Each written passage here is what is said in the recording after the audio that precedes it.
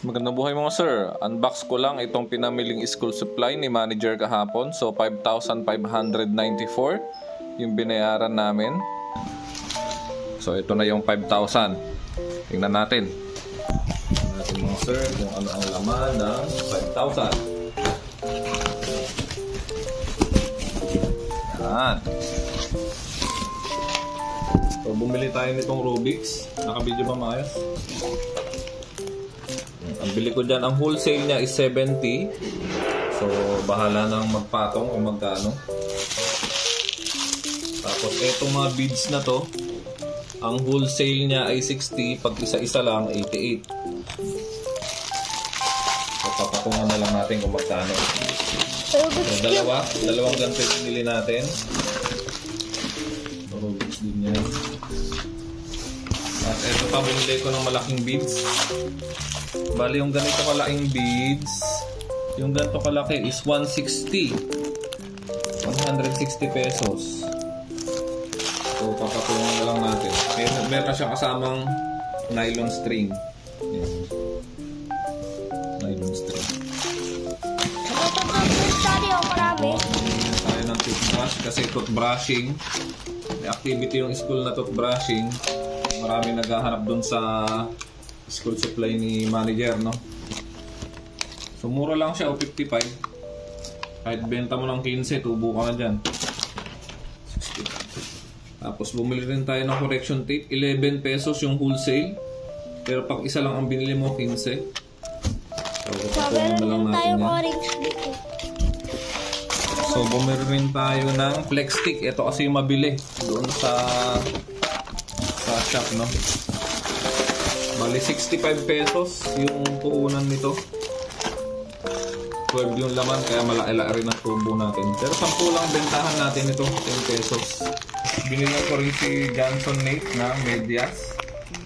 Black na yung binili ko kasi yung medyas niya puti, dumihin. Ito kahit na maski pa paano laba lang, hindi makikita masyado yung dumi. 120 pesos, ilan na siya? Ang dami na. 12 set na siya. 12 pair. At bumili rin tayo ng sign pen. Mabili to sa shop. 20 ang bentahan nito. Ang puhunan niya is 90 ang puhunan niya. 0.5. 20 pesos namin siya binebenta. Mabilis lang din maubos to. Bumili ko ng 10 box. 10 box. Tapos si manager bumili ng ganito hand mixer. Tingnan nyo, ang mura lang, 170 ang hand mixer nila. Dito pa.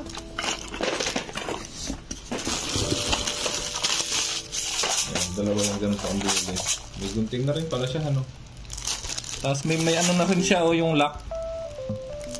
Ano ba yung isang kong nabili? Iba yung style nito. May ano, may star siya. Ito, iba yung design naman niya. Small beads naman siya. Magkano to? Mas mura ito, 120. Meron ka pang flex sticks dito.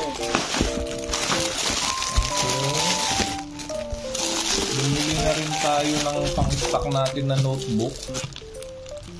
Bali, 270 ang wholesale niya. Ito lang. Ayan o. Magandang quality na rin siya. Kasi nagmamahal yung school supply eh. Kaya i-stock ko lang siya. So dapat madoble yung puhunan natin dito. Kasi matagal mabenta. Tapos namili si Mrs. nito. Anong tawag dito? Parang ano lang yata.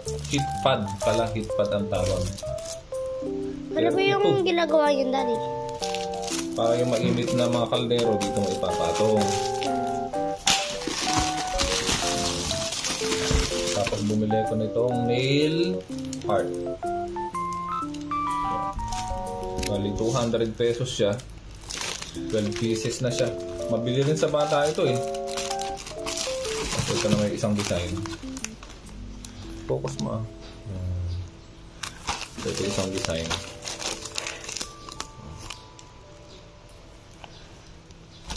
to. Bumili rin ako nitong brush. Oil painting brush. 24 pesos lang. 1, 2, 3, 4, 5, 6 pieces na siya.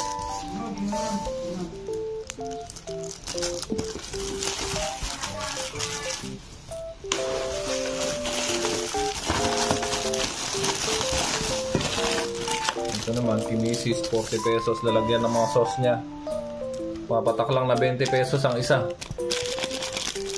Lalagyan ng sauce ng mga baksilog niya. Yung face mask ngayon, sobrang mura na. 5 piso na lang yata ang isang plastic. 55 pesos itong ganitong large. 70 liters. 100 pieces. Bahala na kayo mag-divide. 450 yung isang ganito. 100 pieces. So yan na mga sir yung 5,000 na pinamili natin. Pero madodoble naman yan. Madodoble naman yung kita natin dyan. So within 1 week ka mo mabenta na siya. Or within 2 weeks at least tumutubo yung pera natin. Diba? Tumutubo yung pera natin kaysa yung nasa bangko lang siya.